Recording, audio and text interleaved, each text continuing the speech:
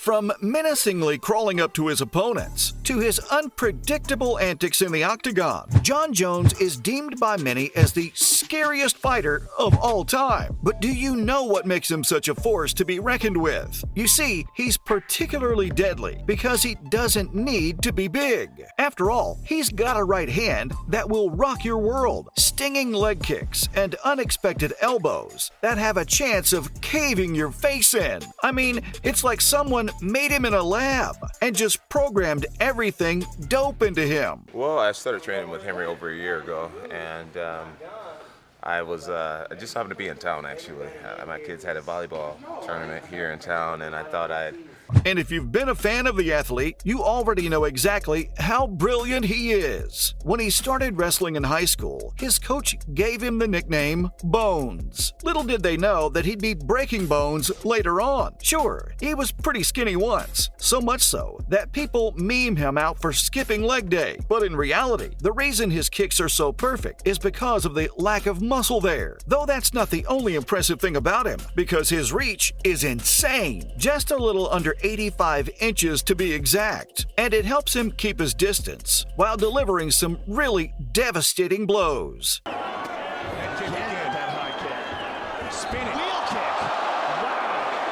Have you seen those videos on YouTube where a snake's about to strike, but then slithers away as soon as it detects danger? Yeah, that's exactly what he looks like fighting. It's actually like Mike Tyson says, man has God's gift, and such things are what makes him super dangerous, and also why fighters usually avoid him. No, for real, just look at him. Jon only has muscle where it's needed. Being gifted is one thing, but there's something special about him that makes him so deadly. And that's how he makes use of his qualities. You could tell Jon was experienced from the time he stepped into the octagon. But what's really scary about Jon is how well he uses these attributes to his advantage. It's honestly amazing how well Jon can play his tricks. I mean, he uses his gifts to the best of his abilities, which is a whole other challenge. From the moment Jon set foot in the octagon, you could tell this kid knew what he was doing. Why it's such a joy to watch Jon compete is because of his ungodly fighter IQ. When speaking to Joe Rogan on his podcast, he subtly mentioned how he liked to analyze his opponent's every move. I study everybody extensively, and then I come up with their patterns. I figure out the way they flinch. I figure out their first favorite punch, their second favorite. And he isn't exaggerating. Jon does his homework in the build-up to the fight. He knows when and how his opponent is going to land a punch before even they do. His second fight with Daniel Cormier was a prime example of this. There, just like every other fight, though. I mean, both these guys are getting hit. Less than 2 minutes here to go, round one. When speaking on the Pivot podcast, DC mentions how Jon embarrassed him. During the closing sequence of the fight, he got DC with a vicious left kick. I don't know, man. I thought the fight was going well. I don't even know what happened. It's like I got kicked in the head. Oh, man. Something Cormier ironically said he wouldn't do in the build-up to the fight. Now, seeing your opponent wobble in front of you, you know you're charging in for the kill. But you see, this is what sets Jon apart from all the rest. Instead of impatiently charging in at DC, he kicked his leg and sent him spinning. This messes up DC's whole equilibrium. And bam! Houston, DC is down. From then on out, all Jon has to do is tower over him for a classic ground and pound. You know you're in charge when someone who hates you can't help but recognize your skill. That talky talk session made clear how much respect DC has for Jon. Maybe I'm still not sure if I should say that. Anyway, you probably won't know this next thing either. But after this encounter, Jon tested positive for cocaine. How morally wrong that is a whole other debate. He was ridiculed for being a junkie fighter. But if that's how a drug user fights in the octagon, imagine how powerful he would be if he didn't. The most fascinating thing about Jon is how unassuming he is, despite being aware that he is the best fighter to ever represent the UFC. In 2016, his trainer Brandon Gibson shared some extremely insightful information on Jon, further demonstrating how distinct he is from other dogs. Mr. Johnny Bones Jones apparently wouldn't even